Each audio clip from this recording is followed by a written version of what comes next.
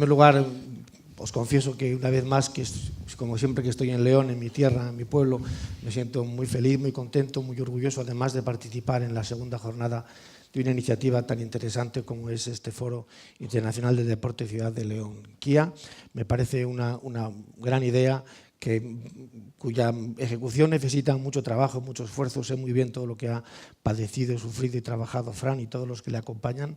Y bueno, le doy las gracias a él, le doy las gracias a los que le habéis ayudado, los patrocinadores principales, los secundarios y todos los que estáis hoy aquí. Bueno, además es un honor para mí estar nada menos que entre 4 corazones rebosantes de pasión por el deporte en general y por sus deportes en particular, sin cuyas explicaciones es muy difícil entender los éxitos de sus respectivos deportes y esta edad de oro que ha vivido y que vive todavía el deporte nacional, el deporte español. Ellos son también 4 ejemplos de entrega y de compromiso indiscutible. Ya les preguntaremos, ya nos dirán después cómo vive esto su familia, sus amigos, cómo viven estos periodos que ellos han pasado entregados completamente, casi como sacerdotes del deporte. Vamos a empezar como ayer, el método va a ser un poco igual, hablamos primero unos minutos con cada uno de ellos y después hacemos un coloquio juntos con preguntas que yo voy formulando. José Vicente, Pepu, 2006 llegas a la selección y rompes con la pana, consigues nada menos que el oro en aquel Mundial de Japón, después de aquella semifinal con Argentina tan agónica y la victoria después con el precedente de la angustia por la lesión de Pau Gasol. Después el año siguiente la plata en Eurobásquet de España y el 2008 clasificas al equipo y sales de una forma un poco abrupta, ese equipo que después consigue la plata frente a Estados Unidos en aquel partido memorable que todos tenemos en la mente. ¿Nos puedes contar qué ocurrió o no te apetece para salir de la selección de esa manera? Bueno, puedo intentar resumir, sí, para no aburrir mucho a la gente. Claro. Yo tenía contrato hasta el 2008 y en mi contrato ponía que tenía que avisar con tiempo suficiente mi despedida de la selección. Como yo soy muy disciplinado, avisé con el periodo oportuno de 4 meses para que la federación, sobre todo, tuviera tiempo pues, para hacer sus relevos pertinentes y hacer sus gestiones, que creo que son una cuestión, no es ninguna tontería, deben de hacerlo bien. Y bueno, tomé esa decisión porque yo podía trabajar muy bien con la selección, con el equipo técnico, con los jugadores, pero no podía trabajar con una sola persona de la federación, solamente una persona de la federación. Y entonces tomé la decisión de avisar que no iba. Entonces esa persona de la federación, que era el presidente, que es el que manda lógicamente, tomó la decisión de que a mí no me dimite nadie y ya te dimito yo. Entonces me dimitió antes. He resumido bastante bien. Poco deportivo, ¿no? Muy bien resumido. ¿Por qué esa baloncesto? ¿Qué querías decirnos? Sí, hay mucha gente que me preguntó sobre esto, sobre todo la gente que venía del fútbol, porque parecía que yo estaba poniendo el baloncesto como... Sí, y hay gente incluso del fútbol que entrabas en la pelea. ¿No? Que entrábamos en la pelea. No, yo siempre he deseado mucho baloncesto a la gente. Deseo baloncesto a los jóvenes, chicos y chicas que quieren acercarse a él. Deseo baloncesto a la sociedad, porque creo que el baloncesto es un buen sitio donde estar. Yo lo he pasado muy bien en el baloncesto. Yo empecé a entrenar con 15 años, pero antes había jugado. He tenido la fortuna de entrenar en el club donde me había formado. La verdad es que yo tengo que ser agradecido y entonces yo lo que hago es desear mucho baloncesto a la gente porque creo que es un buen sitio donde se puede estar, donde se puede hacer multitud de cosas, no solamente ser jugador de élite, sino jugador de todas las categorías, entrenar, arbitrar y ser un gran aficionado y disfrutar de él. Yo creo que es un buen sitio donde hay que estar. Hablamos esta noche de la gestión del éxito deportivo. En las horas previas a aquella final de 2006, fallece tu padre, tú te enteras y decides no comunicárselo a los jugadores. ¿Por qué? Bueno, ahí me contradigo. Quiero decir que me contradigo porque yo creo en una comunicación abierta y directa en todo momento con los jugadores. Creo que los jugadores tienen que saber de todo. Me gustaría que ellos me explicaran porque, claro, yo tengo que ser como entrenador, tengo que ser un vigilante de jugadores y un ayudante de jugadores. Si yo no estoy vigilante, no me entero de los problemillas. Si no me entero de los problemillas nos pueden llegar a comer. Creemos que solucionamos problemas. No, solucionamos problemillas. Los problemas ya no los soluciona nadie. Entonces yo prefiero estar un poquito atento antes de que ocurran estas cuando cosas. Cuando son pequeños, ¿no? Entonces por eso prefiero que haya una muy buena comunicación. Muy buena comunicación. A partir de ahí digo que es una contradicción con lo que estoy diciendo porque no comuniqué, decidí no comunicar porque realmente nos pilló muy rápido. Íbamos a jugar la final y pensé que eso podía extraer al equipo. No a todos, pero sí posiblemente a algunos jugadores que tenían una relación muy especial de muchos años conmigo.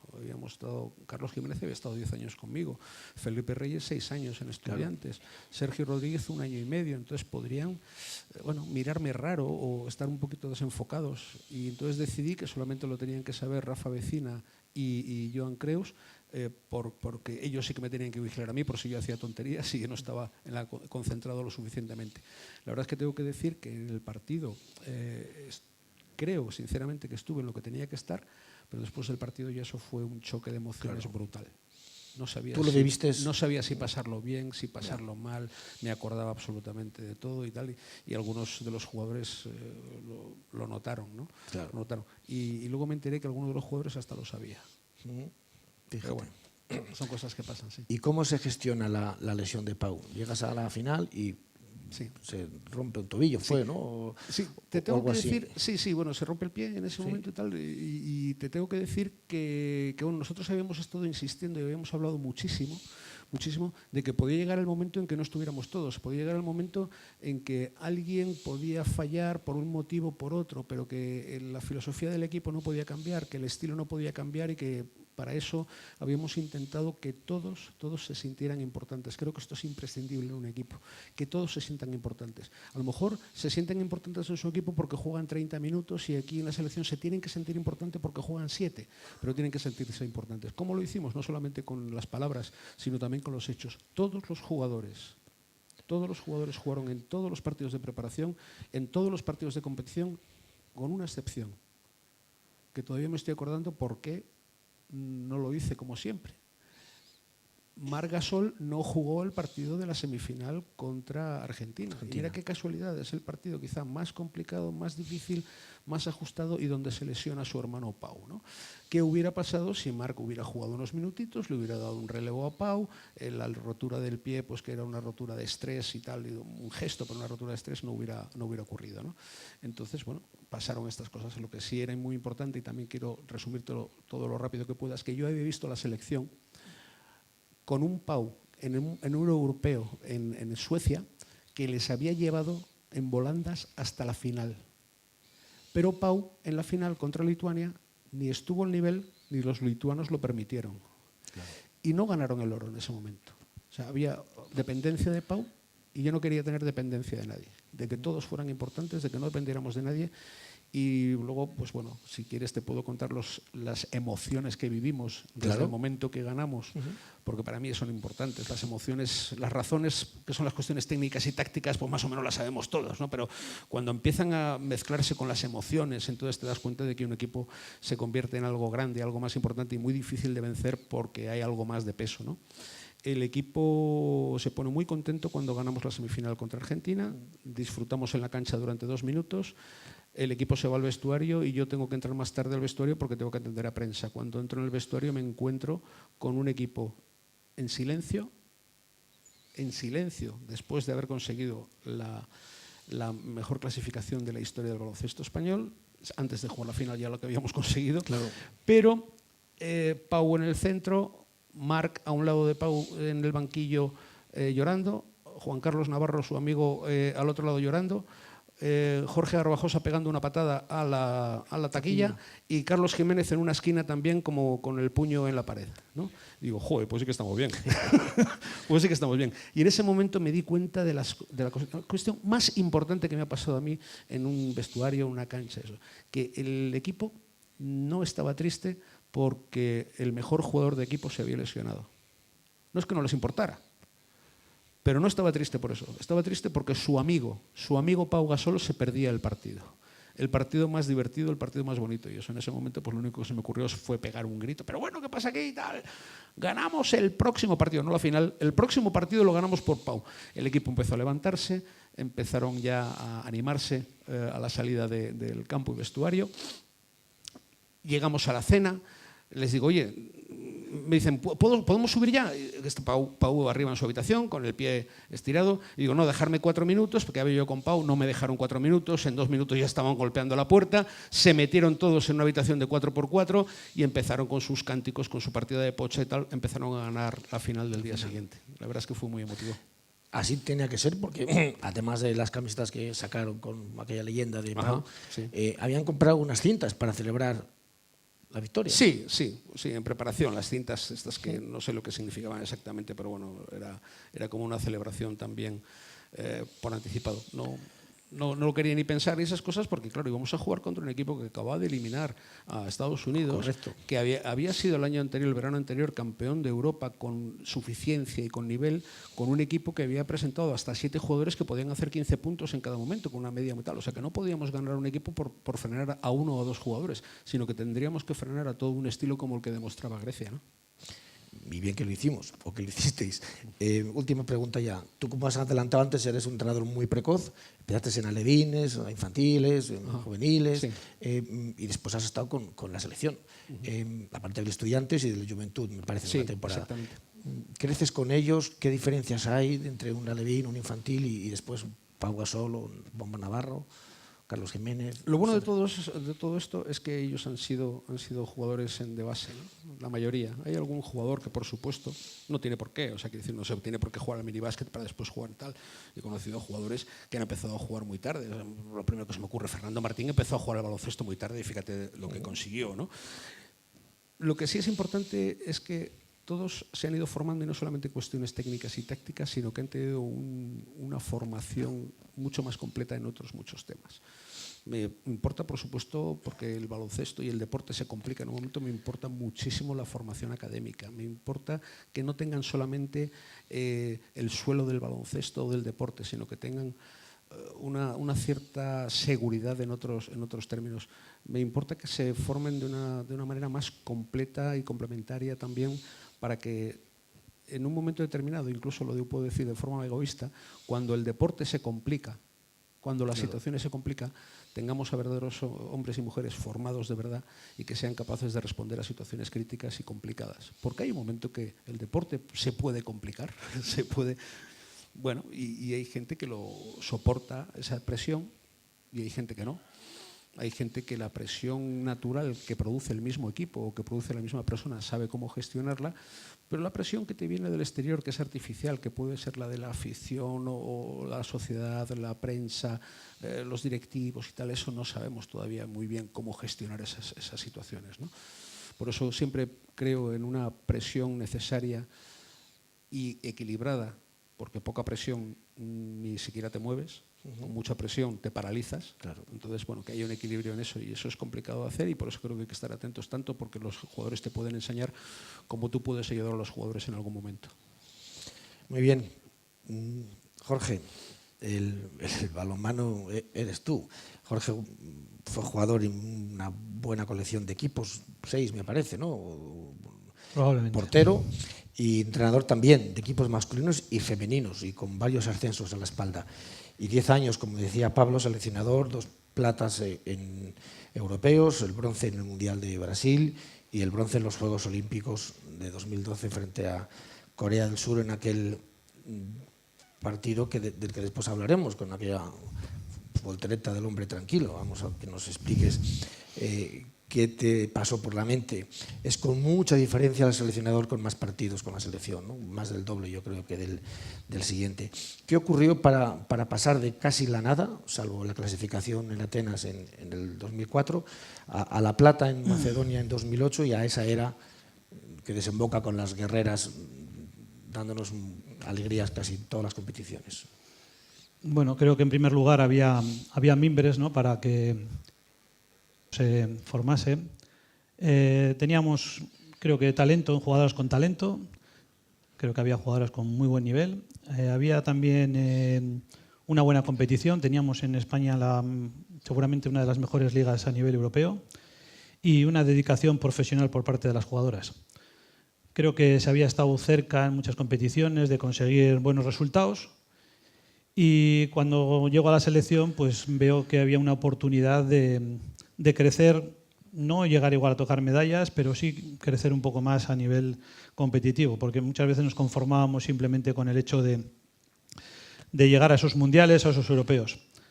Creo que el acierto un poco fue a partir de ahí que dimos una vuelta al equipo, se jubilaron algunas veteranas y algunas también que fuimos cambiando, que estaban tapando un poco la salida de algunas jóvenes que estaban emergiendo, que no estaban pudiendo potenciar sus cualidades pues porque estaban un poco tapadas por esas jugadoras veteranas.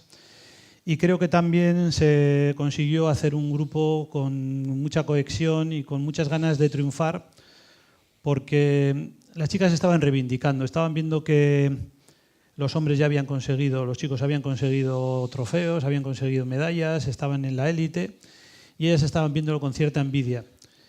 Y cuando las mujeres se lo proponen, pues la verdad es que suelen conseguirlo. Y ellas estaban muy convencidas de que lo podían conseguir.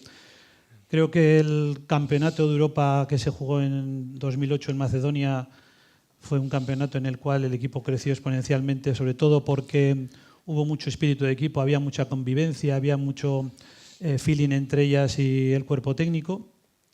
Y esa creencia, pues yo creo que nos llevó a conseguir esa primera medalla. Yo creo que esa primera medalla fue la que abrió un poco el creérselo, el pensar que sí que se podía hacer bien, pero también pensar que se había conseguido por todo el trabajo que se había hecho anteriormente, porque se había trabajado con humildad y porque había un equipo, ¿no? Se veía un espíritu de equipo y, como bien decía Pepu, pues todas eran importantes, todas participaban, unas tenían más protagonismo, otras menos, pero todas estaban participando en ese grupo de equipo verdaderamente forjado con cohesión. Eso se trabaja, ese buen ambiente en el club, en el equipo, esas ganas de ganar, esas ganas de competir, eso se trabaja también desde el equipo técnico o surge. Hombre, yo creo que había buena química entre ellas, ¿no? Había un buen grupo y yo creo que había que analizar un poco toda esa química que había entre ellas y la química que entrábamos en el cuerpo técnico, que entrábamos nuevos, ¿no?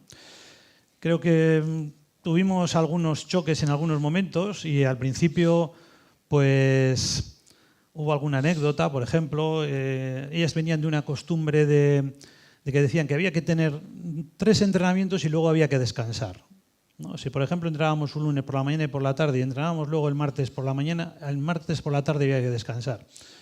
Claro, yo la primera semana que llegué yo dije, oye, aquí vamos a entrenar y vamos a regularlo un poco en función de la carga de trabajo y si hay que entrenar 4 veces o 5 veces seguidas, pues entrenamos y luego ya daremos descanso y acoplaremos un poco el descanso en función del trabajo que hagamos y de la intensidad con la que hagamos. Al principio eso chocaba un poco, ¿no? Había pues detalles que querían imponer algunas cosas que ellas tenían como hábitos y poco a poco fuimos intentando moldearlo. Creo que había hábitos que había que cambiarlos porque había costumbres que creo que no eran muy deportista y que había que intentar pues, ver que para conseguir ir todos en el mismo camino, que era el conseguir resultados, había que ir cambiando ciertos hábitos. Creo que poco a poco se fueron entendiendo. Eso hizo que también el equipo se fuese un poco siendo más serio, más profesional y sabiendo que había que trabajar para conseguir los resultados. Y claro, y eso fue también ayudado porque los resultados fueron buenos. Si los resultados no hubiesen sido tan buenos, igual todos esos hábitos que quisiéramos cambiar, pues igual hubiesen vuelto en contra y no hubiese estado en esa consecución luego de los siguientes resultados, ¿no? Pero creo que el cambiar esos hábitos fue muy importante, ¿no? Para que se viese que íbamos todos en el mismo camino y que si queríamos conseguir resultados teníamos que trabajar. ¿Es muy diferente entrenar a chicos que a chicas? Bueno, es una pregunta muy tópica y yo creo que más que... Yo creo que es un poco el grupo, ¿no? Tanto chicos como chicas pueden tener matices muy parecidos y matices un poco diferentes, ¿no? Creo que igual en las mujeres pues ciertas cosas de sensibilidad, de espíritu de equipo pueden a veces variar, ¿no? Porque bueno, pues tienen sus peculiaridades, ¿no? Pero creo que Lo que sí que tienen muy claro las chicas es que cuando ellas quieren conseguir algo son capaces de superarse igual mucho más que el hombre, ¿no? Y creo que en ese sentido, pues cuando ellas van remando en el mismo sentido y tienen un objetivo, funcionan muy bien. La voltereta, que un hombre tranquilo, un hombre calmado, ¿qué te pasó por la cabeza en aquel momento para lanzarte al parqué? Bueno, pues que quería conseguir una medalla de oro en ejercicios gimnásticos, ¿no? Entonces tenía la de bronce en balonmano y creo que no me dieron la de oro por la voltereta. Bueno, mira, todo el mundo me dice que soy el hombre tranquilo, ¿no? Pero yo creo que he ido amoldándome un poco al tipo de equipos con los que estaba. Hay equipos con los que creo que hay que transmitir más agresividad, más tensión y, sin embargo, creo que por el tipo de equipo que tenía con esa selección había que transmitir cierta tranquilidad y había que transmitir pues cierta confianza y seguridad, ¿no? Entonces, bueno, el día de la medalla de Londres llevábamos mucha tensión acumulada, el equipo había crecido durante los Juegos y nos habíamos metido en semifinales. En semifinales perdimos la semifinal pues porque creo que nos faltó un poco la gestión de saber dominar ese momento de un partido tan importante y tan trascendente, y sin embargo en el partido del bronce pues nos lo jugábamos toda una carta y se pudo gestionar igual un poquito mejor, ¿no? Y en ese momento, cuando se da el resultado positivo, la voltereta es pues eliminar un poco, saltar toda la tensión que veníamos acumulada, ¿no?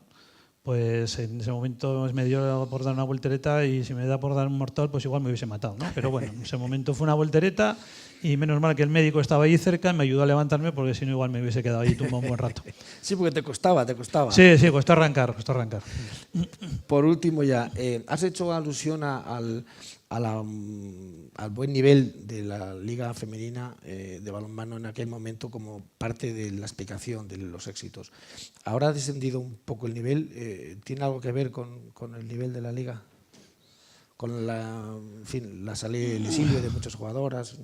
Bueno, yo creo que ahora mismo el nivel de selección femenina, creo que durante este ciclo se va a mantener más o menos en un buen nivel. No sé si llegaremos a conseguir medallas, ojalá, pero creo que se va a mantener en un buen nivel. Porque las jugadoras buenas, o sea, las jugadoras que están al mejor nivel, están jugando en ligas buenas y están jugando y entrenando y dedicándose profesionalmente. El problema podemos tenerlo un poco más en el medio o largo plazo, porque entiendo que jugadoras que van emergiendo tienen pocas posibilidades de crecer. Tienen poco volumen de entrenamiento, la competición no es tan buena y creo que son jugadoras que pueden tener el mismo talento que las que han tenido las generaciones anteriores.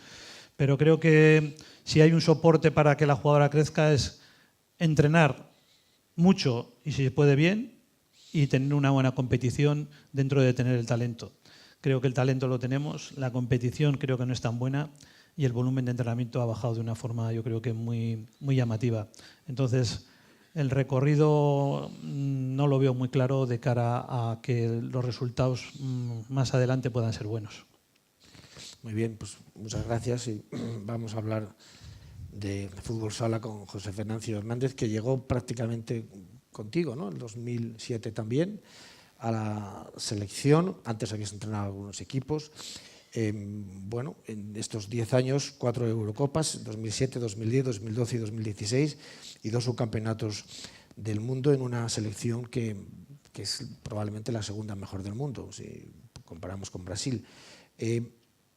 ¿Cómo aceptas cuando llegas a la selección que ha sido bicampeona del mundo?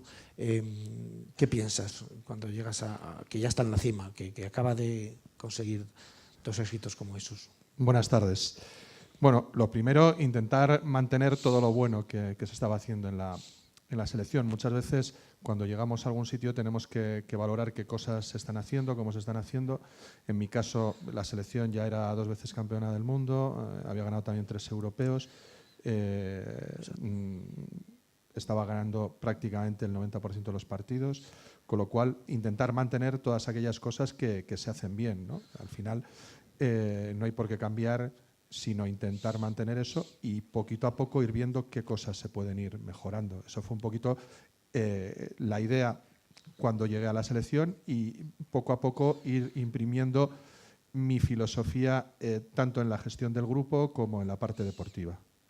Y la presión que los jugadores tienen que sentir también, porque vienen de ganar el campeonato del mundo, ¿cómo se gestiona?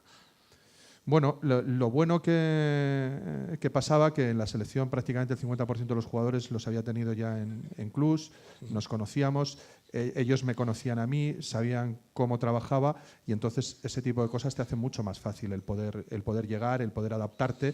También es verdad que tienes que tratar de conocer el grupo, adaptarte a esas circunstancias, ver qué cosas se están haciendo, no intentar, como decía, cambiar todo de golpe, sino intentar ver cómo funciona el grupo. Y evidentemente para mí era mucho más fácil porque yo siempre he tenido una relación muy directa con los jugadores, esa es una de las claves importantes, ¿no? La parte de la gestión humana, la relación con los jugadores, había muchísima confianza y sobre todo también muchísimo respeto, y eso me facilitó muchísimo la llegada, porque incluso los propios jugadores fueron clave para ayudarme a la adaptación, a que la adaptación fuese mucho más rápido. Llegué en septiembre de 2007.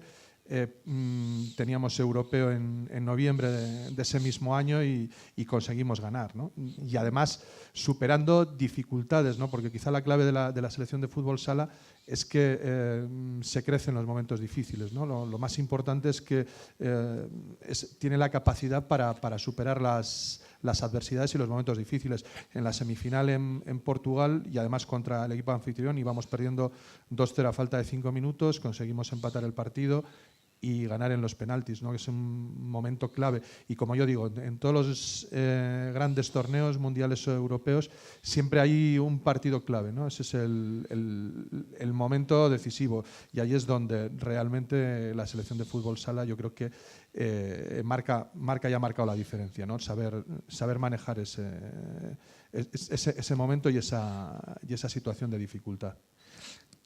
Me parece que tú eres el entrenador con más porcentaje de victorias de todos los partidos que has entrenado. Creo que es así.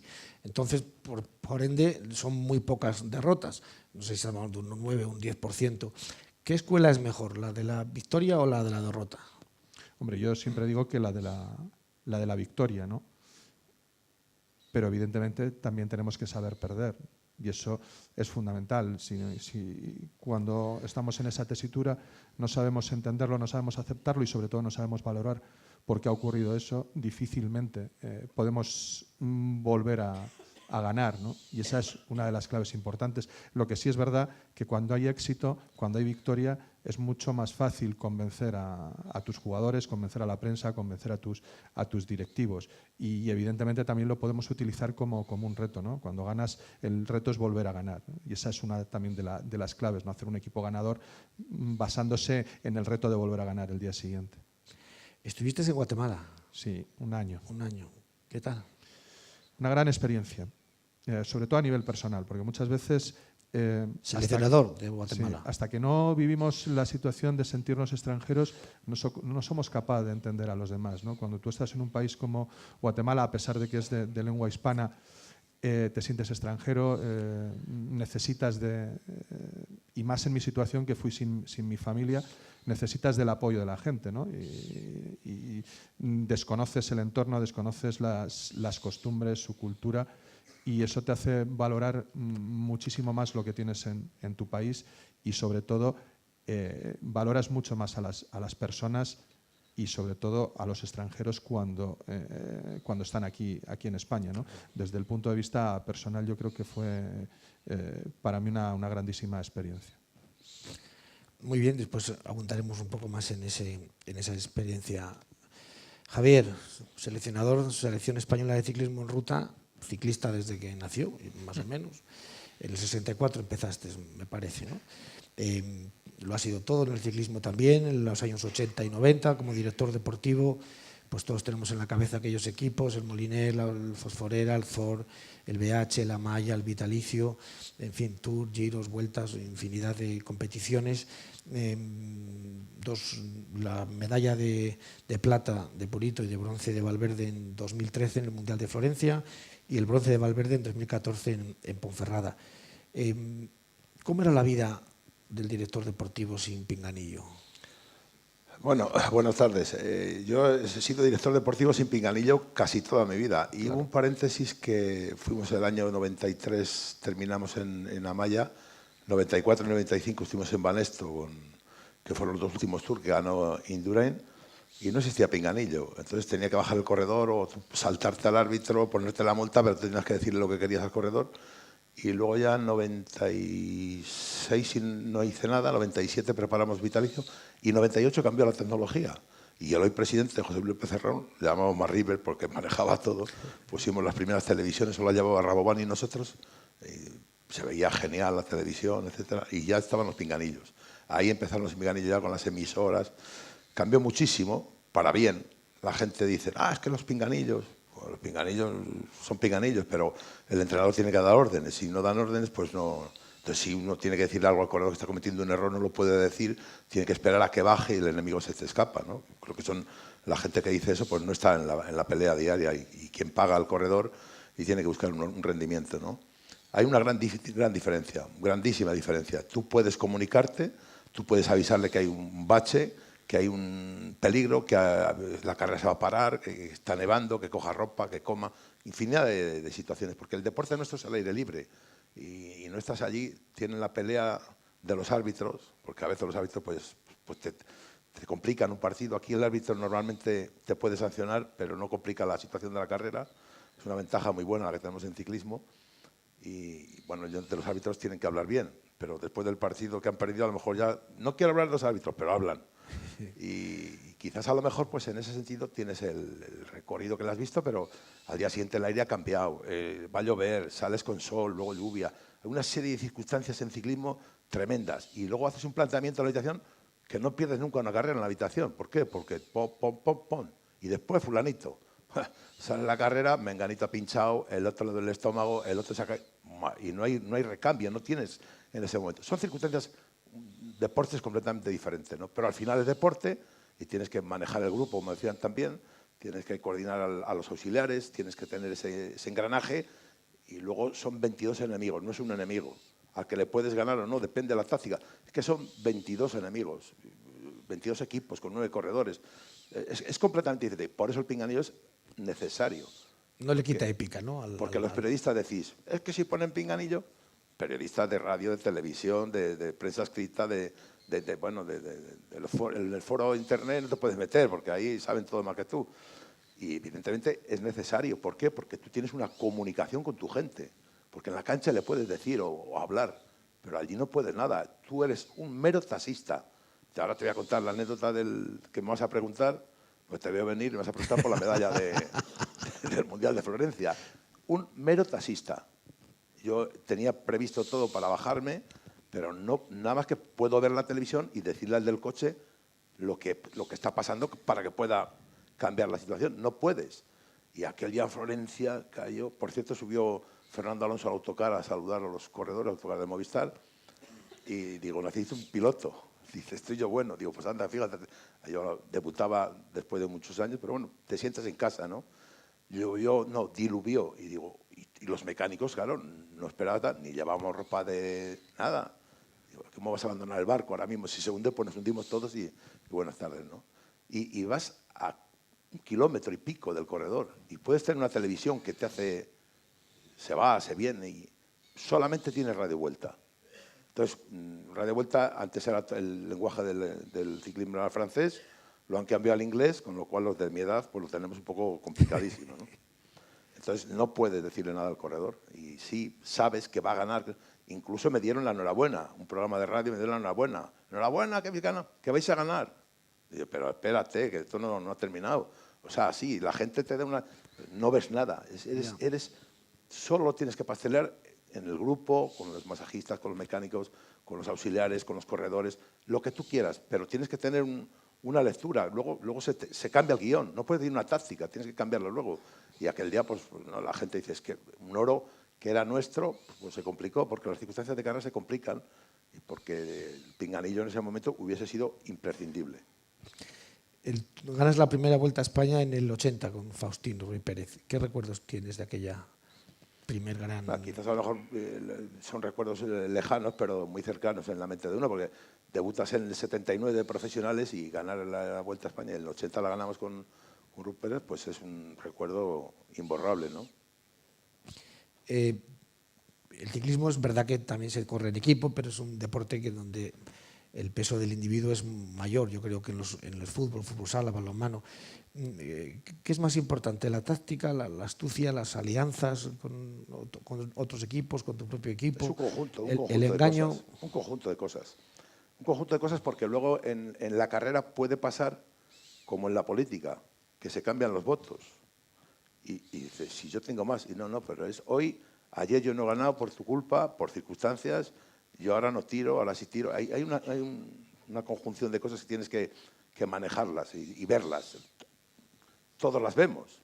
No es que uno vea más, pero luego las circunstancias de los corredores que tienes. Y el equipo más pequeño puede decir quién gana una carrera a lo mejor. Porque tú tienes la táctica preparada, ahora plaf. Y aquel que tú no cuentas con él, dice, dale que tenemos la meta volante o el corredor que va a llegar, etc. Y te complica la situación. Entonces quizás a lo mejor tienes que saber dar, perder y ganar en según qué circunstancias, porque si tú siempre quieres ganar, no te preocupes que te van a pasar la factura. Entonces es una conjunción de situaciones que tienes que saber manejar. Antes has hecho alusión a la llegada del Mundial de Florencia 2013, cuando íbamos a ganar, efectivamente. Ya sabía que me preguntaba. Y sale Rui Costa. Es que, bueno, fuiste muy expresivo en tus declaraciones en aquel momento. Sí, yo soy expresivo siempre, porque yo digo que no tengo doblez, seguro que alguno dice, tienes 4, pero digo porque en ese momento dice, si tienes pinganillo, digo, le mando al otorrino, que por cierto, el otorrino de la federación está aquí, es el médico de la federación, don Cesario, buenas tardes. Buenas tardes. Entonces, si tengo el pinganillo, le mando al otorrino porque es que le gritas, pero claro, cuando ya ha pasado la tormenta, luego yo tengo que hablar con los corredores y llevarles a la prensa. Son circunstancias, porque los que están aquí han hablado de 10, pero de la trastienda no nos han dicho nada. Y esto se cuece en la trastienda, en el vestuario. Ahora. En el vestuario. Claro, yo tuve la necesidad de hacer un engranaje.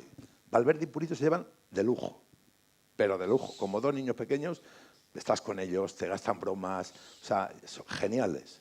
Y te llaman y te gastan una broma y 20 y no sé, etcétera. Bueno, no paran. Dos niños pequeños que disfrutan corriendo en bicicleta y que son muy buenos los dos. Incluso Purito ha sido gregario de Valverde, ¿no? Pero ese día Valverde no tuvo el día bueno y Purito tuvo el día tonto, o sea, no le dolía nada. Y fue el propio Purito el que se fue y cuando le cogieron, Valverde le dijo, arranca Purito, y arrancó y se fue. Y Valverde comete un error de darle la espalda al enemigo, porque se la dio al enemigo, que era Luis Costa. Entonces se cebó con el italiano, que era Aníbal, y Aníbal le venía un poquito ya cansado, se había caído, había empalmado, etc. Y cuando arranca Luis Costa, él no está bien, no está fresco y no sale a por él. Entonces, son circunstancias que luego no podía. Si tengo pinganillo, estoy seguro que sale a por él, si yo lo estoy viendo, porque si no lo estás viendo no puedes decirlo, ¿no? Pero son agua pasada. Evidentemente, él no tiene la frescura física que tienes que tener después de 6 horas y pico y lloviendo, y dice que le coja a este y yo me aprovecho. Pero hay circunstancias de carrera que no se pueden controlar. Hay un grupo de 4 o 5, sale uno por el córner, se miran los favoritos, el del córner tiene gas y ha ganado el Mundial, ¿no? Y perdimos esa gran ocasión. Perdimos el oro. Aparte porque era el único Mundial que hemos corrido con recorrido para nosotros, ¿eh? Yo le fui a ver a Florencia y este es un circuito para Purito y Valverde. Y luego salió. Luego todos los demás circuitos que hemos tenido no han sido los adecuados para ellos dos. Muy bien. Muchas gracias también a ti, Jesús. Vamos a pasar ahora al coloquio. Yo hago unas preguntas, unas reflexiones y respondéis el que queráis o los 4. La primera, el jefe tiene subordinados y el líder seguidores. Así lideras, así compites. ¿Eso es así? Bueno, con matices. Vamos. No, por supuesto. Me imagino que estás hablando de las tendencias y las modas que hay, de la forma de dirigir los grupos, de la forma de dirigir los equipos y también de las tendencias que ha habido a lo largo de los años. Yo entiendo que ha habido pues, determinadas fórmulas que en España además han tenido mucho éxito y gran prensa, de los entrenadores Mr. Nático, ¿verdad? Ordeno y mando, y por supuesto que tienen su mérito, quiero decir, ordeno, mando, sale bien, estupendo, pero no es mi deporte, ni mi baloncesto, ni nada, hago lo que usted me diga y punto, pero no participo prácticamente. Soy un mero ejecutor, yo nunca he creído en eso. Soldados, ¿no? Creo que por supuesto surte un efecto inmediato, pero no deja ningún pozo. Yo siempre he creído mucho más, o es más largo, tardas más tiempo, pero tienes que seducir, convencer, razonar, llámalo como quieras, pero que yo creo que te conviertes también así en una capacidad de liderar. Hay muchos tipos de liderazgo, no hay un líder ni debe de haberlo, porque cuando te falta el líder parece que no puedes ganar o no puedes competir. Yo creo que tiene que haber distintos tipos de liderazgo y que tiene que haber gente que sea capaz de tomar relevo y que además nosotros les hayamos fomentado esas capacidades también, ¿no? Pero si te refieres al que tiene que tomar las decisiones en último caso, creo que lo que tenemos que hacer, y por eso soy tan partidario de la preparación, también preparas a tu equipo para que en el momento que haya que tomar determinadas opciones técnicas, tácticas sobre todo y tal, pues el equipo te siga una, aunque no sea la mejor, pero te siguen todos. Y para eso tiene que haber una apuesta en común brutal, para eso tiene que haber un trabajo determinado brutal. Y bueno, no quiero extenderme, pero solamente quiero contar una cosa, porque cuando nosotros tenemos que hacer una apuesta en común, a muchos jugadores de la selección les llamó muchísimo la atención que la primera charla que nosotros tuvimos en la primera concentración no fuera para hablar de ninguna cuestión técnico-táctica ni física. Ni hablamos del contraataque, ni de la técnica, perdón, ni del ataque, ni de la defensa, como debemos hacerlo. Hablamos de respeto, de confianza y de generosidad. Y algunos pues estaban un poquito extrañados de eso, otros que me conocían más les explicaron algunas cosas, pero creo que es muy importante esa puesta en común. ¿Cómo nos íbamos a interrelacionar? A partir de ahí, si se cumplían esas premisas, es posible que las demás cuestiones tácticas, por así decirlo, si éramos capaces de resolver el rompecabezas cuando te llegan distintos jugadores de distintas circunstancias y distintos equipos, fuéramos capaces de ponerlo en común. Yo creo que eso ayudó mucho para que la puesta en común nuestra fuera muy rápida. Negociación mejor que orden y mando. Bueno, yo tendría que comentar primero que puede ser muy diferente una selección a un equipo, ¿no? En una selección puedes estar jugando durante tiempo, ir entrando y saliendo jugadores o jugadoras, y eso te da pues cierto margen para poder ajustar un poco el tipo de gestión que quieres del grupo, ¿no? Desde mi punto de vista, por ejemplo, yo soy muy observador e intento ver un poco las cualidades y las características que no solo tienen a nivel técnico-táctico, sino las características un poco que tienen en el grupo. Intento detectar un poco qué jugadoras pueden ser pues más líderes o pueden ser las que lleven más un poco la responsabilidad, y siempre intento pues gestionar un poco de forma compartida y de forma un poco consensuada pues las decisiones, ¿no? Aunque luego lógicamente pues la persona que tiene que tomar las decisiones pues eres tú porque es el que tienes la responsabilidad, ¿no? Pero siempre intento negociar muchas cosas y que la gestión sea un poco compartida.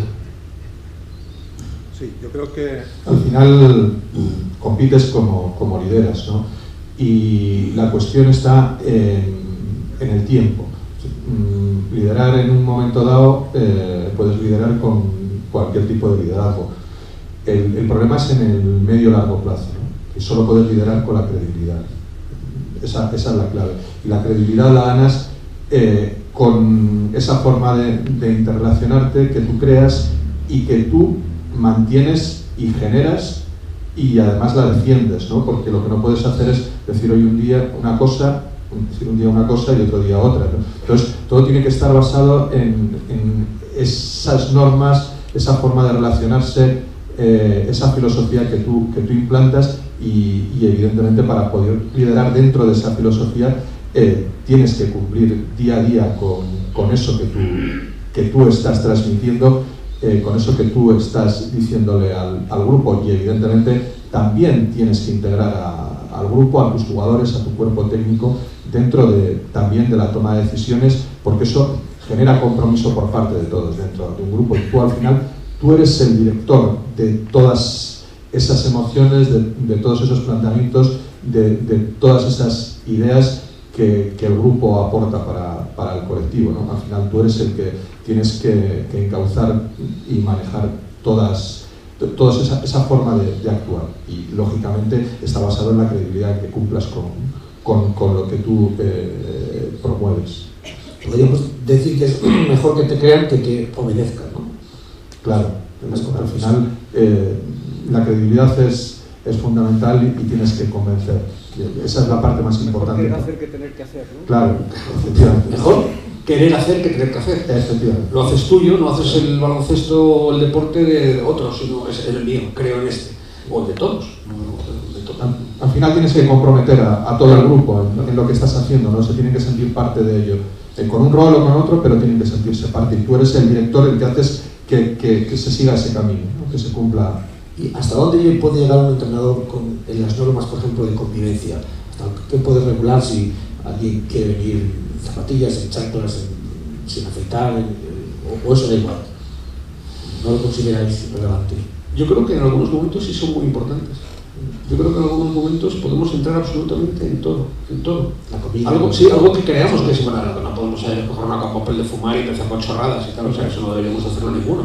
Pero es cierto que hay determinados detalles que son oportunos, que no tienen por qué entenderlo todos, pero a lo mejor para alguna marcha del negocio, para que esto funcione bien, para que empezamos a transmitir realmente las cosas que hablamos de respeto, pues esto sabe que posiblemente tener unas pequeñas normas, no muchas, pero normas de comportamiento, que no son las del deporte, pero son las de convivencia, ¿no? Entonces, yo creo que podemos entrar en detalles y como yo creo que en un vestuario cabe absolutamente todo. Otra cosa es que a lo mejor estemos hablando de ellas en público o tal, pero en un vestuario y en un equipo cabe absolutamente todo, absolutamente todo. Yo creo que hay mucho más peso de lo que se puede ver y creo que podemos entrar.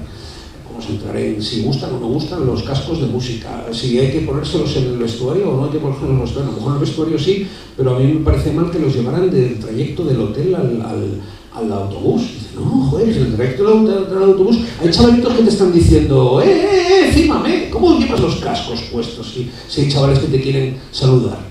Pero bueno, pues hay detalles esos que yo creo que sí podemos regular. Sí, hemos hablado de que estamos haciendo un equipo, ¿no? Y queremos tener conexión. Y si las comidas, por ejemplo, permitimos que haya móviles, pues estamos dando la idea de que esa relación entre ellas, esa comunicación, pues ya no existe. Entonces, creo que es una norma que, por ejemplo, tenemos que poner, ¿no? O que ellas mismas se tienen que dar cuenta de que la tienen que poner, ¿no? Y que en un momento dado una saca móvil y la otra le tiene que recriminar. O sea, entre ellas mismas tienen que darse cuenta de que eso son situaciones que lo que hacen es fortalecer un poco más el grupo, ¿no? El que haya más conexión y haya más relaciones entre ellas y que ayude a formar más un equipo. Lo que sí está claro que tiene que haber normas. En un grupo, el grupo funciona si hay unas normas de convivencia, las que sean. Son discutibles, se pueden poner en común, es mucho mejor ponerlas en común, porque al final, como digo, comprometen a todo el mundo, pero tiene que haber unas normas.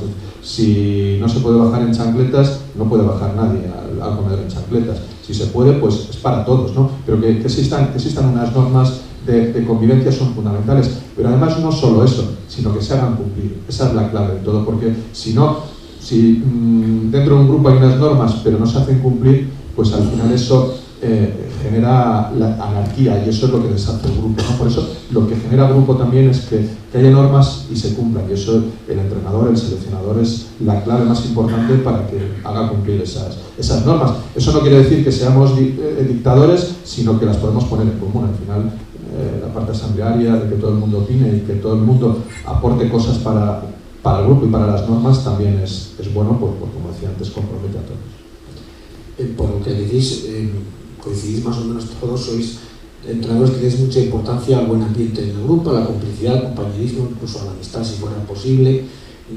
Hay deportistas que defienden que no tienen por qué ser amigos ni nadie, que ya entrena, juega y se va y se acabó. Para el éxito de la selección, del equipo, del que sea, es muy importante, es vital, es necesario, es imprescindible el buen ambiente. Para mí sí. Yo muchas veces como nos pasa a todos los seleccionadores cuando damos una lista, nos critican, todo el mundo tiene su selección, tiene sus jugadores.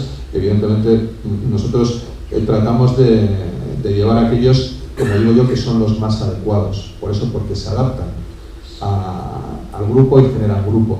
Muchas veces hay jugadores de un talento espectacular, de un nivel altísimo deportivamente, pero que no son capaces de adaptarse a la dinámica del grupo y en lugar de sumar, restan.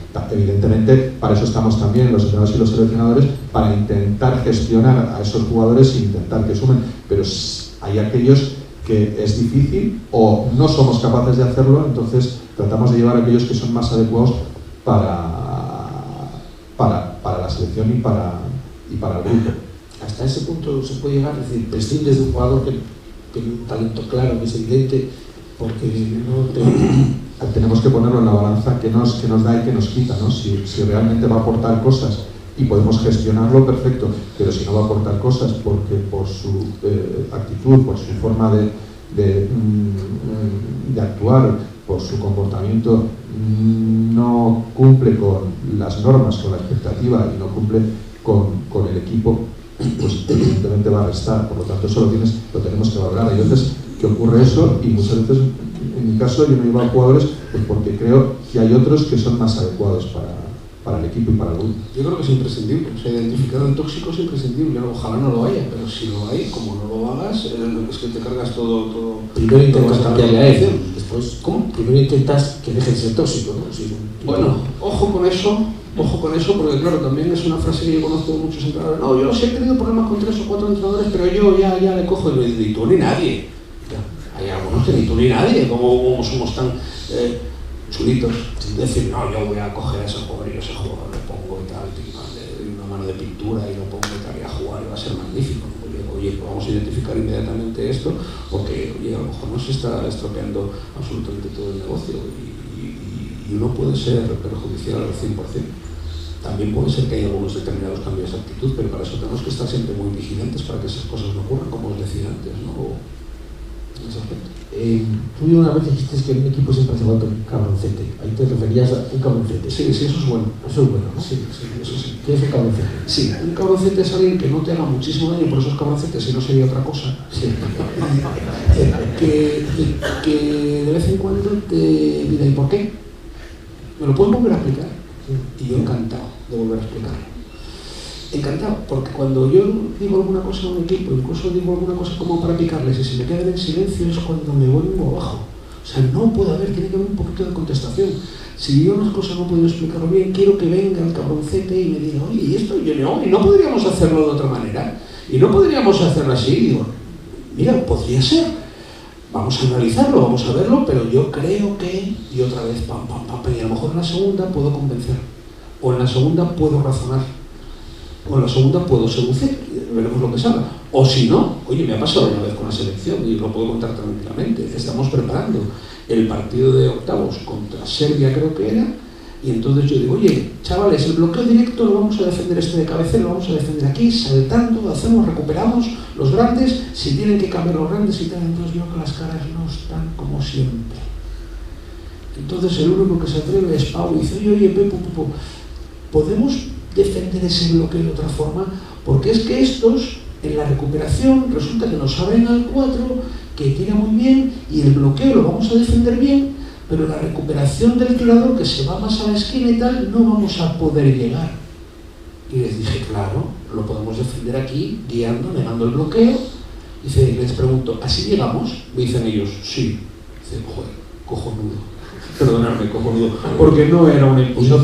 Era algo que el equipo había dicho que sí, eso lo iban a hacer. Estuviera bien elegido o no estuviera bien elegido. Estaba bien elegido, por cierto, qué narices. Porque son muy listos tácticamente los tíos también, qué coño. Entonces, pero lo que sí está claro es que como ya no es un problema del entrenador. Entonces, en ese momento me di cuenta perfectamente de que el equipo estaba creciendo, que se estaba consolidando, que estamos ya todos a por todos, de que el que sabía defender el mejor el bloqueo no lo estaba pidiendo, dice, no me hagas defender ese bloqueo así porque me viene mal, sino que estaban pidiendo algo para el común. Estaban pidiendo algo que era positivo para todos. Como, hombre, defenderemos mal otra cosa, pero eso no íbamos a defender mal, porque lo habíamos propuesto. Y además ellos van a hacerlo tan bien que les va a salir. Están convencidos que al final lo van a hacer mucho mejor que si lo hacen de otra forma. Porque están convencidos de lo que van a hacer, que lo que van a hacer va a salir bien. ¿Efectivos igual? Igual. Lo que pasa es que un equipo, como decía tú, no es lo mismo que una selección. No tiene nada que ver. El equipo tiene una filosofía desde el principio del año hasta el final, y las elecciones va cambiando la gente, ¿no? Tiene que tener unas normas, pero es diferente. Yo, por ejemplo, en un equipo, yo tenía que hacer desde el principio hasta el final todo el año, y sin embargo, en la selección tenía que hacer el mundial o el europeo en este caso, ¿no? Y cuando te vienen los corredores, tienen sus preparadores, vienen de sus calendarios, y tienes que saber, por ejemplo, Valverde, la Olimpiada, que era un recorrido espectacular para él, había hecho el Giro, había hecho el Tour, había hecho el Social, y aquí en la Camperona me regaló Ramón Ferrer para mi mujer y dice: mira que tenemos la suerte de tener el peor día de mi vida tú. O sea, son detalles que están con una ficha, con un trabajo, que están compitiendo todo el año, y 50 carreras o 100 carreras, o se retiran y preparan esa carrera especial. Cambia mucho la situación del equipo a la selección, ¿no? Y dan la selección, ya te vienen todos en un momento después de la Vuelta a España, hay tensiones entre ellos, tienes que jugar un poco como jajajiji. Que ponen vino dulce, puede comer, vino en las comidas casi no beben. No, solo uno tomó vino. Entonces yo, la primera charla que daba, con gente que me conocían todos, pero con algunos no había estado nunca en mi vida, y entonces, claro, los que te empiezan a preguntar y a decir, no es el cabroncete, o es cabroncete, o listete, o jetita, o llámalo como quieras. Y no, por aquí, y por aquí. Y ya hubo uno que solo iba a trabajar y dijo: pero vamos a ver, si nos está diciendo que hagamos esto, ¿por qué no hacemos esto? Y no es complicar la vida. Y mira, hicieron así.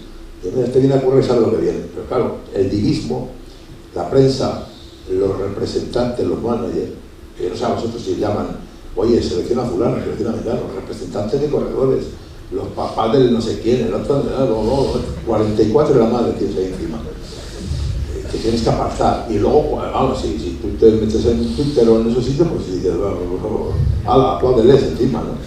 Es igual, el divismo del deportista, porque el divismo, ¿quién le crea? El público, la prensa, la gente, tal. Entonces hay ciertos momentos que no es que digan por aquí, tienes que decirle, sí, pero mire, y si, sí, vale, y le parece bien, ¿no? Si le parece bien es bueno, si no, no, pero al final tienes que decidir, convencerlo para que haga así que salga bien. Me respondes a todas las preguntas, Ivona. Quería hablar de la rivalidad en la selección. O sea, los jugadores vienen de competir con sus equipos y pueden venir de rifirrafes o venir de momentos de mucha tensión en partidos. Llegan a la selección y tienen que ser amigos, o por lo menos ¿eso cómo lo gestionáis? ¿Habéis vivido momentos complicados? Todos recordamos del Bosque el Hombre que tuvo ahí que limar. ¿Vosotros habéis vivido situaciones parecidas, que lleguen jugadores muy enfadados de sus competiciones nacionales y tengáis que aplicar ahí? En el caso del balonmano femenino, desde luego, están todas deseando que llegue el momento de llegar a la selección y juntarse, porque hay mucha amistad y hay mucha empatía entre ellas, ¿no? Y normalmente no hay esa rivalidad. Además, se da la casualidad de que muchas de ellas están jugando fuera, que es el momento un poco de reunirse, de juntarse y tener esa pequeña familia que tienen y que se reúnen, porque muchas de ellas están durante mucho tiempo fuera de casa y es cuando aprovechan para estar con la gente más conocida e incluso hablar el mismo idioma que no lo hablan cuando están ahora fuera, con lo cual en ese sentido no hay esa rivalidad que puede haber en otros deportes, como tú comentabas del caso del fútbol. En la selección de fútbol sala, lo bueno es que hay muy buena relación, hay mucha amistad, los jugadores se conocen desde hace muchos años, casi todos han sido compañeros en los clubes, en un club o en otro, pero sí que es verdad que durante la liga hay muchísima rivalidad. O sea, pasado situaciones de jugar partido de liga y ser un partido caliente con muchísima tensión y con enfrentamientos, y al día siguiente estar concentrados con la selección y ser los más amigos del mundo. O sea que recuerdo Fernandao y José Ruiz, que Fernandao jugaba en el Barça, José Ruiz en el Pozo, que son íntimos amigos de toda la vida, de la época que jugaron en Martorell, pero llega el partido y se dan pero absolutamente con todo, de llegar a una intensidad de golpes y de contactos tremenda, y acaba el partido y son los más amigos. O sea que lo importante es que cuando están con sus clubes, además ayer Lopetegui hablaba de eso, defienden con la palabra demencia, además decía a su club, y cuando están con la selección también a la selección. Eso es lo bueno. Sí, lo que puedo contar con lo que además trasciende de la selección nacional, que son todos amigos, a veces son demasiado amigos, ¿no? Pero bueno, está muy bien, está perfecto. Pero a mí solamente me preocupó una situación en una ocasión. Era que teníamos dos hermanos, que se llaman Marc y Pau Gasol, que se tenían mucha confianza, y a mí me preocupaba el daño que se podían hacer en los entrenamientos. O sea, se daban, pero como no está escrito, o sea, claro, de confianza, pim pam, pim pam, pim pam, no se iban a cabrear del todo nunca y tal, y esa cosa, pero joder, hubo un momento que tuvimos que hacer un poquito de tranquilidad, porque ahí sí que había algún problemilla que otro. Las frases, esas que decís siempre para motivar o para serenar o para restar tensión, salir divertidos, vamos a ganar, vamos a acelerarles un poco, esas se os ocurren sobre la marcha o tenéis unas chuletitas y vais adaptándolas a cada momento. ¿Cómo lo hacéis? Bueno, normalmente tenemos ciertos recursos, ¿no? Vas recogiendo ciertas frases y ciertas coletillas que te sirven un poco de motivación o de revulsivo en cierto momento, ¿no? Creo que yo entiendo que tienen ese poder, las frases, las palabras, tienen ese poder. Notáis que los chicos, o las chicas, vamos, que sí que responden a esos mensajes. Cuando veis un vídeo, cuando... Hay momentos que no escuchan nada, están totalmente desconectados, da igual que hables en chino, que te van a entender lo mismo. O sea, que si les dices cualquier cosa que verdaderamente sea técnica o táctica. Pero sí que hay momentos en los cuales, pues creo que sí que escuchan, ¿no? Yo me acuerdo de una anécdota en el partido precisamente de los Juegos de Londres en la prórroga, alguna jugadora en una de las prórrogas, en el tiempo de las prórrogas, pues estaba ahí en el banquillo totalmente alterada diciendo vamos a perder y no podemos perder. Y entonces, bueno, esta vez la veía y dices, bueno, pues podemos perder, pero vamos a intentar ganar. Bueno, parece que en cierto momento le da cierta tranquilidad con una jugadora que estaba tan alterada y bueno, luego salió bien, con lo cual pues te queda un poco en la mochila como un buen recuerdo. A mí me parece imprescindible. La palabra tiene una fuerza tremenda, pero me parece también lo más complicado. Lo más complicado es encontrar la palabra justa en el momento adecuado. Eso me parece muy complicado. Por supuesto que tú puedes utilizar determinados recursos que quieras, no sé, pero joder, el momento duro es como, bueno, tengo que tomar una decisión en este tiempo muerto, tengo que tomar, pero tengo que encontrar la palabra, que levante o a un jugador o a un equipo o a todo el mundo, ¿no? Entonces, eso yo creo que es difícil antes y durante los partidos, y también, por cierto, es muy difícil después de los partidos, ¿eh? Porque también perdemos y también de esa derrota tienes que sacar una victoria. Entonces, el poder de la palabra es tremendo y la elección de la palabra me parece complicado. Y sobre todo saber el momento y en cada momento que se necesita, ¿no? Detectar. Para eso, tanto en la sesión de entrenamiento, cuando estás en la concentración, cuando estás precompetición, cuando estás en la competición o poscompetición, saber cómo está el grupo, qué necesita, si necesita hacer una broma, si ser más distendidos, si poner más tensión. Es un poco nuestra función, ¿no? Eso es clave, detectar los momentos. ¿Hay intocables en las selecciones? ¿Cómo conseguís comprometer a todos? Porque hay gente que juega siempre, se dan por hecho que juega siempre, y otros no. ¿Cómo conseguís que los que no juegan siempre estén tan comprometidos como los que juegan siempre? Bueno, al final es generar esa filosofía. Yo soy de los que trato de inculcar a todos los jugadores que tienen que ser conscientes de cuál es el papel de la selección. La selección está por encima de todos nosotros. Por eso es mucho más fácil gestionar esto en una selección nacional que en un club. Porque al final utilizas a los veteranos, que son realmente ya la gente que entiende perfectamente cuál es el papel de todo el mundo, que está por encima de todos. La selección, tratas de elegir también a esas personas que son las que también transmiten a los compañeros esa filosofía, ¿no? Y sobre todo que cuando uno no juega sepan también estar a su lado, arroparle, animarle. Todo eso se gestiona creando esa filosofía, ¿no? Y preocupándote también de que eso ocurra, ¿no? Y creando esa dinámica dentro del grupo. Por eso hay que atender a todo eso. Si no atiendes, si no generas esa dinámica, cuando uno no juega se va a sentir violento, ¿no? O poco reconocido. Pero es más difícil comprometer a un jugador o jugadora que no juega todos los partidos, o comprometer al que juega siempre y algún día no puede jugar? ¿O decidís que no juegue?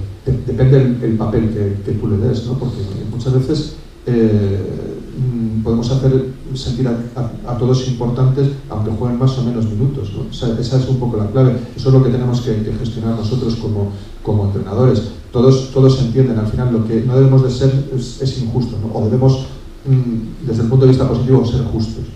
¿Quién tiene que jugar más, quién tiene que jugar menos, quién se lo gana, por qué juega uno, por qué no juega otro? Pero evidentemente también explicárselo, la comunicación es fundamental, ¿no? Que sepan cuál es su papel y por qué están ahí, por qué juegan más, por qué juegan menos, y cuál es su papel, ¿no? Y qué cosas tienen que mejorar si quieren jugar. Ahí la parte de comunicación es fundamental también. Sí, yo quería decir simplemente, ¿no? que a veces cuesta muchísimo más trabajo convencer al que juega más para que juegue un poquito menos, ¿no? No es una cuestión de egoísmo y cosas de esas, sino que bueno, está acostumbrado a tal, cree que lo puede hacer todos los días, que lo tiene que hacer todos los días, y hay días que lo que tiene que hacer es descansar. Claro. y que entre otro en el equipo, ¿no? Pero eso es mucho de ese. Para mí siempre me ha parecido un poquito más complicado. Dice, ven, me siento ya me siento. Claro, además el intocable suele ser. No hay intocables. Ahí en el ciclismo sí que hay más problemas. Es que el ciclismo no se juega aquí, claro. Es el recorrido, esto es llano, esto es subida, esto es bajada. Tienes que adaptar los corredores al recorrido. No es una cancha que siempre de los mismos centímetros, ¿no? No puedes, tienes que ser. Yo creo que a lo mejor, y hablando de la pregunta anterior, yo en la charla de los ciclistas no das la charla. No sé vosotros cómo estáis a diario o en entrenamiento, ¿no? Entrenan en bicicleta, no vas hablando con ellos, ¿no? Lo que hacemos es una charla el día antes de la carrera, ¿no? Pero yo particularmente tengo siempre el recorrido de las habitaciones, uno a uno, porque sé lo que quiero de cada uno, y luego tengo que decir lo mismo del grupo, pero a alguno por detrás tengo que tirar las orejas, cuidado, no te precipites, espérate, que esto falta detallitos que tú has visto. Soy incapaz de hacerme una táctica en un papel. Me pongo y me aburro, me pierdo. Me pongo con el corredor y le vuelvo tarumba. Y le digo, y al final, no es que sea un fenómeno, pero le suelo acertar más de lo que pierdo. Si la acierta del 70% es un fenómeno, y al final pues, le vas convenciendo poco a poco, haces grupo, ¿no? Pero no entrenamos con ellos nosotros. Ellos sí entrenan con ellos. Pero es que los ciclistas entrenan en bicicleta y vienen de casa a correr. Y saben que tienen un preparador, pensan mandar, pero vienen allí. Pues tener el médico que les controla por la mañana el pulso, el peso, el día anterior, cuando han ido de viaje, este viene mal, este viene bien. Tienes unos informadores que te pasan el dossier. Hay masajista de Gabino de Mundial que tenía la ADN de los corredores. Este está genial, este está de pena, le da masaje y las piernas, y este mañana manda detallitos que tú sabes. Entonces, según a esos detalles, tú luego vas por detrás. Claro, tú no es que lo sepas. Tienes tus colaboradores que te van, este le he visto, este no he dicho, detallitos que son imprescindibles para el día de la carrera, ¿no? Antes de pasar a las preguntas del público, todavía una pregunta. El relevo, los jugadores, las jugadoras envejecen y tenéis que tomar la decisión de prescindir o de ir reduciendo el papel de deportistas que os han dado todo y han dado todo a la selección o al club. Eso es muy difícil, supongo. El relevo siempre es complicado, muy difícil, sobre todo cuando alguien ha conseguido determinados éxitos, pero bueno, el éxito entrecomillado y esas cosas, ¿no? Porque eso es lo que perciben los demás, ¿no? En muchos casos. Pero a mí lo que siempre me ha preocupado pues, es el legado. Yo creo que puede haber jugadores que puedan ser el mismo talento, peor talento, lo que sea, pero lo que es importante es seguir dejando un legado, una forma de actuar, una forma de comportamiento, un compromiso constante, y esa manera yo creo que puede suplir otras deficiencias que en un momento se tengan. Seremos más altos, más bajos, pero tenemos un estilo, tenemos una forma de actuar, tenemos un compromiso con el equipo, etcétera, etcétera. Eso es lo que ha ocurrido antes de la generación del 80 con los jugadores que han estado, caso como Alberto Herreros o Alfonso Reyes. Eso es lo que ha ocurrido incluso en la misma selección del 80 con jugadores un poco más mayores como Carlos Jiménez y Jorge Arbajosa, que se han retirado un poquito antes pero han dejado relevo, y eso es lo que ocurrirá, estoy convencido, con una gente con tanto talento del 80 que dejará un pozo, ¿no? no podremos establecer comparaciones y eso siempre va a haber una complicación más, pero sí dejarán un pozo especial y un ejemplo especial en los que vuelvan, por los que vengan a continuación. El relevo siempre es muy complicado y lo más complicado es que la propia jugadora se dé cuenta de que... Es lo más difícil. Yo creo que es una de las cosas más complicadas, ¿no? Y que la propia jugadora se dé cuenta de que ya pues su rendimiento no es tan óptimo como en los momentos que le estabas convocando, ¿no?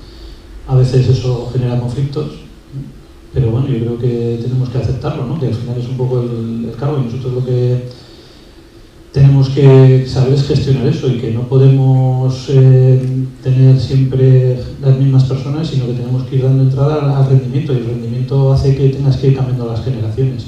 Entonces yo creo que es un poco ley de vida y lo difícil es que la jugadora sepa aceptar ese cambio de rol y saber que no puede entrar a una selección porque su rendimiento ha descendido y porque en el caso de una selección pues además no es solo un partido puntualmente, sino que son muchos partidos en pocos días y hace falta pues otro tipo de jugadoras o otro tipo de personas que puedan entrar con savia nueva y con otro ímpetu. A mí lo que me ha ido bien es pactarlo, siempre antes de una gran competición, sea europeo o mundial. Yo lo que trato es de buscar siempre que se retiren los jugadores después de un gran torneo. Lo hablamos previamente, llegamos a un acuerdo cuando yo veo que hay algún jugador que ya está en ese momento donde hay otros jugadores que vienen por detrás y que pueden sustituirle, de hablarlo y decirle después de este europeo, o después de este mundial, creo que sería bueno que te retires un poco, vas convenciéndole y él mismo también va aceptándolo, ¿no? No es tan drástico como decirle mañana ya no vas a volver a la selección, sino un poco lo pactas previamente. El ciclismo no tienes ese problema, porque, por ejemplo, Valverde a Qatar, te vete tú, porque ya no vino, él solito te lo dice, ¿no? A Rismond le hice y yo pues vente porque quiero que estés allí, que hay que hacer equipo, que luego vienen las Olimpiadas y tal, y vino por aquello de irse, ¿no? Sabiendo que el circuito no era para él, ¿no? Entonces tú tienes la ventaja de que el circuito no le va, con lo cual, mira, no te llevo un circuito, no te va a decir ni tío. Sin embargo, un corredor bueno que quiera ir, lo tienes que llevar, evidentemente, sí, porque sabes que luego te va a rendir, ¿no? Pero no se adapta al recorrido, lo tienes fácil con él. Pensar un mejor recuerdo que tengáis de vuestra carrera, antes de la pregunta de la última, que es, ayer Nelly Companti dijo que recordó los tiempos cuando el entrenador era Dios. Y ellos le llevaban la mochila y ahora pues eso había cambiado todo, ya nadie llevaba la mochila al entrenador. Hay entrenadores estrella que roban el foco de los deportistas y vosotros sois del contrario, ¿no? Le cedéis el protagonismo al deportista. ¿Veis que esa es la fórmula? Es que lo tienen, nosotros los protagonistas son absolutamente ellos. Lo que pasa es que un deportista, lo mismo que parece que no hay deportes que no sean de equipo. No hay deportes que no sean de equipo. Jugamos de una forma o jugamos de otra, pero de equipo somos absolutamente todos. Entonces, un jugador solo no es nada, un ciclista solo no es nada. Entonces, pues lógicamente el protagonismo lo tienen ellos, pero lo tienen que tener también un poquito repartido absolutamente todo. Un jugador bueno en un equipo con malos no es nada, un jugador, etcétera, ¿no? Entonces yo creo que tenemos que estar completamente, nos vamos arropando unos a otros. Entonces, no es ni cuestión de repartir las cosas buenas ni las malas, pero sí está claro que no se puede funcionar de otra forma. Solamente como equipo puedes competir, solamente como equipo puedes ganar y a partir de ahí, pues eso, todo te ayuda, todo te ayuda. Los entrenadores tenemos que ser ayudantes y tenemos que ser vigilantes y tomamos también decisiones. Nuestras decisiones pueden hacer perder un equipo, la decisión de un jugador puede hacer perder un equipo. Bueno, sabemos en el negocio que estamos. Y ojalá tengamos más decisiones acertadas que negativas. ¿Mejores recuerdos? Bueno, para mí el europeo de Hungría, porque sería una circunstancia anecdótica y que yo nunca pensaba que podía ocurrir y ocurrió en el partido de cuartos de final con Rusia. Éramos los dos favoritos y nos tuvimos que cruzar en cuartos de final. Empatamos a 0 en el partido y en la tanda de penaltis, en el último penalti de la tanda, había fallado Rusia el anterior y Javier Rodríguez tiró, pegó en el hierro por dentro, el balón entró en la portería y salió rebotado, y el árbitro no lo vio y pensó que el balón había pegado en el poste y anuló el penalti, con lo cual se formó un lío tremendo. Y sí que es verdad que en ese tipo de circunstancias es muy difícil controlar los impulsos de la gente, pero al final lo controlamos, seguimos lanzando los penaltis y ganamos. Fijaros qué situación tan dramática, que tenemos un penalti que es el de la victoria, que no es que haya que tirar más, que tengas que seguir tirando penaltis, que puedas fallar y te vas fuera después de haber ganado, y realmente el equipo supo afrontar esa situación con una concentración tremenda, sin irnos en ningún momento del partido de lo que teníamos que hacer. Conseguimos ganar en los penaltis y conseguimos ganar la semifinal y la final. Es un recuerdo tremendo. También, además, pienso que yo creo que ha sido bueno para el deporte, porque fijaros esa circunstancia, si nos quedamos fuera, Rusia gana el europeo después de esa circunstancia. Bueno, perdona. Sí. ¿Si vas a responder algo de esto? Sí, bueno, yo iba a comentar que el mejor recuerdo mejor recuerdo fue la primera medalla en Macedonia en 2008. Era la primera medalla de la selección femenina, y se dio un cúmulo de circunstancias, ¿no? Sobre todo que veníamos trabajando con una idea, habíamos ido cambiando muchos hábitos, habíamos ido introduciendo jugadoras jóvenes, y encima había habido mucha convivencia, porque estábamos ahí en un hotel un poco apartado en una ciudad un poco pequeña, y había habido mucha convivencia entre las jugadoras, entre el cuerpo técnico, había mucha relación, y al final conseguir una medalla cuando todas esas circunstancias se van acumulando, pues refuerza mucho más todo el trabajo que habíamos hecho anteriormente. Y además fue la primera medalla que nos abrió un poco los ojos de que podíamos conseguir más cosas, gracias a cómo habíamos ido imponiendo un poco ciertas ideas de juego y ciertas formas de cohesionar el grupo y de funcionar un poco de forma colectiva, ¿no? Yo creo que esa medalla fue la que luego nos ha abierto las posibilidades de conseguir otras, porque empezó a creer el grupo en que teníamos que hacer las cosas de una determinada forma.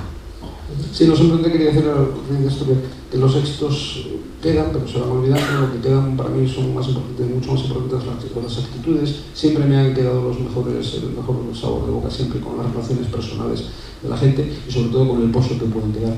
Y te quería pedir una cuestión nada más, porque tengo un vídeo que me gustaría que veáis, por si acaso también en el público queréis que hablemos de esta cuestión, que puede ser que no, para ver qué os parece. Es un vídeo que hizo... ¿Otro recuerdo? Infinidad de recuerdos. Infinidad. Pocos malos. Salvo las desgracias personales de algunos corredores. Correcto. Que se han perdido el camino, los demás todo genial. ¿Vamos a ver el vídeo entonces? Sí, vamos a ver el vídeo y os cuento luego un poquito de qué va. Bueno, de qué va. ¿Por qué se elaboró? Sí.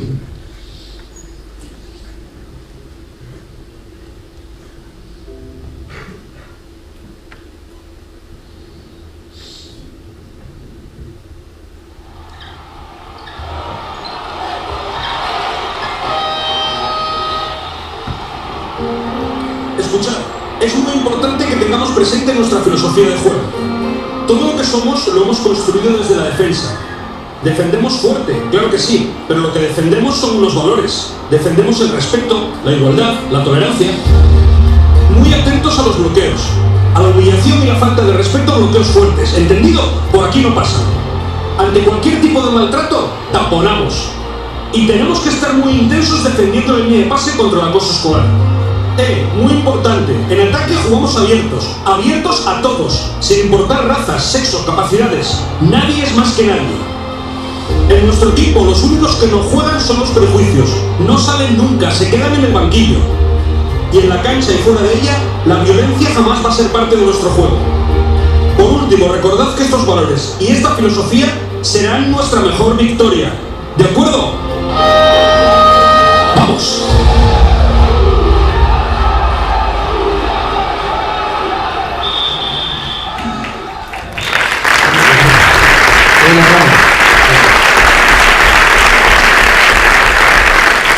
Este vídeo se elaboró para el primer foro internacional de las ciudades contra la violencia y se presentó en Madrid el otro día, y bueno, creo que es una buena carta de presentación, yo creo que absolutamente para todos los deportes y de cosas por las que debemos luchar, y yo creo que estas son cuestiones que representan pequeños éxitos si realmente pues seguimos en esa línea y bueno, y conseguimos que todos más o menos pues eso, normalicemos estas situaciones con los que hablamos.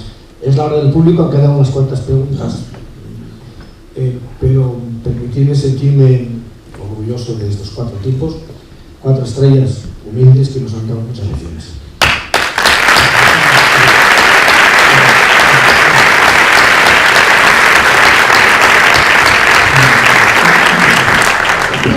Gracias a los 4.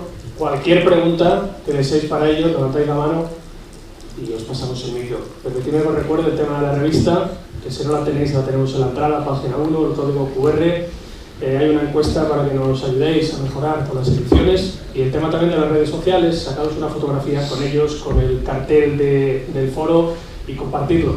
Entre los muchos tweets o mensajes en Facebook que nos lleguen, vamos a sortear a los acompañantes de los ponentes de la próxima edición, que ya decía ayer, me chivan por el pinganillo, ¿verdad, Fran?, que tienen muy buena pinta. Así que por un par de mensajes os podéis pasar un día prácticamente entero con los mejores deportistas o técnicos del país que nos acompañan en la próxima edición. Venga, ¿alguna preguntilla? Todos a la vez, no, por favor, diga. Mañana nos queda Martín Fiz, ¿eh? Mañana tenemos una cita también con otro campeonísimo de la UPA. Para Jorge Dueñas, y quería preguntarle, cuando hablaba de malos hábitos, que lo ha repetido varias veces, claro, malos hábitos hay muchos, pero ¿a qué se refería? No sé si Bueno, te voy a contar una anécdota que es un poco interna, pero que yo creo que te va a dar un poco la pista, ¿no? Nosotros llegamos a las selecciones, encontramos unas situaciones de jugadoras un poco veteranas que eran buenas jugadoras, pero que estaban, yo creo que taponando un poco la salida de otras jugadoras. Bueno, hábitos como, por ejemplo, que ellas imponían las habitaciones que se tenían que asignar cada jugadora, se ponían ellas como querían, o hábitos que incluso cambiaban horarios de entrenamiento. Pero horarios de entrenamiento que en un caso fue muy llamativo porque habíamos entrenado a la mañana y bueno, esta tarde entrenamos a las 5. Entonces una jugadora me dice, ¿podemos entrenar un poco más tarde o podemos entrenar un poco antes? Y le digo, bueno, pues, ¿y por qué motivo? ¿Hay alguna cosa así importante? Es que a las 5 dan una serie en televisión que queremos ver todas. Y entonces yo me quedé y le digo, mira, esto somos un equipo, una selección, somos profesionales. Tenemos que primero priorizar lo que tenemos que priorizar. No podemos cambiar un horario por una cosa tan banal como esa, ¿no? Y bueno, te cuento esa anécdota, te cuento las habitaciones y podríamos entrar en muchas más peculiaridades, ¿no? Y poco a poco fuimos matizando esos pequeños detalles que yo creo que ayudaron un poco a hacer un grupo más serio y más responsabilizado. ¿Más preguntas? Hola, bueno, lo primero, gracias por estar aquí. Creo que hemos aprendido mucho. Lo segundo, la pregunta. Puede ser para los 4, pero quizás el deporte del ciclismo, que es más... El deporte del ciclismo, que es más individual. Habéis dicho cómo gestionar rivalidades cuando llegan a la selección, etcétera. Y has dicho, por ejemplo, que en el caso del ciclismo el recorrido descarta a unos ciclistas u otros. Pero al final, si tú tienes un recorrido en el que varios ciclistas se pueden adaptar, véase Valverde, Purito o Contador, ¿cómo haces para gestionar su ego, o más que su ego, esa capacidad competitiva que ellos tienen, ¿no? Porque al final... Igual que lo han dicho ellos, con mano izquierda, porque de frente hay que ir, pero con mano izquierda. ¿Por qué? Pues porque los chicos vienen con su cabeza, con su representante, con su infinidad de cosas, su clan que le dice, tú no trabajas para este, el preparador le ha dicho no sé qué, el manager le ha dicho la táctica, vale, te puedo contar lo que quieras, pero tú tienes que hablar con ellos, pero no hablar, yo no pregunto, si me preguntan yo contesto, me encanta que un corredor me diga, oye, diga esto, pues fenomenal, pero lo que no puedo hacer, oye, ¿qué te parece? ¿Cómo? Como la de la niña que quiere ver la película de la serie de televisión. Claro. Pues evidentemente es algo que te tienes que imponer. Eso es ley del deporte, ¿no? Entonces tienes que saber tener una especie de psicología personal con cada uno, porque cada uno es de un padre y una madre y tiene un carácter, tú tienes el tuyo, no le vas a cambiar, pero no te puedes enfrentar, no debes de enfrentarte, debes de hacerle ver lo que hay que hacer. Y al final lo va a entender, porque el deportista es súper generoso. Luego a lo mejor es súper tacaño para otras cosas, pero es súper generoso en el esfuerzo, lo da todo. Y le da lo mismo que le dé una patada, que se caiga, que se levanta, etc. Pero creo que tienes que hablar con ellos desde un punto de vista, no de arriba, sino de que es que la responsabilidad me la van a poner a mí, ¿no? Entonces quizás a lo mejor ahí tienes que poner una barrera, no es tu amigo, es un deportista al que tú tienes que llevar por el camino del grupo. Luego sí, aparte a lo mejor tienes que hablar con él por circunstancias de que le van a vigilar a los demás, de que él no va a trabajar y tiene que trabajar otros. Son detalles del ciclismo, pero en definitiva tienes que tener una psicología cuando hables con ellos. Por eso en la charla del grupo digo, por aquí. Y sí, que efectivamente hay gente, como decías tú, que te pregunta, te dice, pero te dice, sí, pero no, esto. No, es que no, pero nosotros vamos a hacer esto. Ya me equivoco yo, porque ¿cuántos conoces aquí? 9. Será mejor que demos una táctica, me equivoqué yo, me ponen verde a mí, que demos 9 tácticas. Aquí culpamos luego, tranquilos, ya me equivoco yo. Entonces, esa responsabilidad sí que la tienes que coger. Y tienes que saber que no tienes miedo al fracaso, porque puede salir mal lo que tú has dicho. Y evidentemente lo de no sale, etc. Son circunstancias que esas tienes que manejarlas con tacto, pero tienes que hablar de frente con ellos. Siempre tienes que estar un poquito más arriba, pero no de aquí de estirado, sino de que yo debo una responsabilidad, que tú llevas otra, que yo no corro, tú sí, pero tienes que templar gaitas con él ahí. Bueno, ahí al fondo.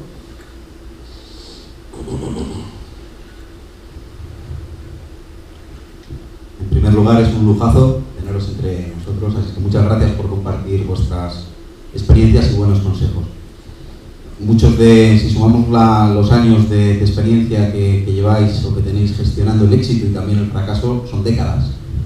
Si ahora mismo os preguntara cuál es un solo hábito, una sola esencia, una sola filosofía que os queda después de todos los años que lleváis como entrenadores y se la tuvierais que transmitir a un entrenador que está empezando, o incluso si tuviera una varita mágica y volvierais a empezar vosotros otra vez vuestra carrera gestionando el éxito y el fracaso, solamente una, ¿con qué os quedaríais? ¿Cuál sería el consejo que daríais? Yo que aprenda inglés. Vamos. Mira como es tuya,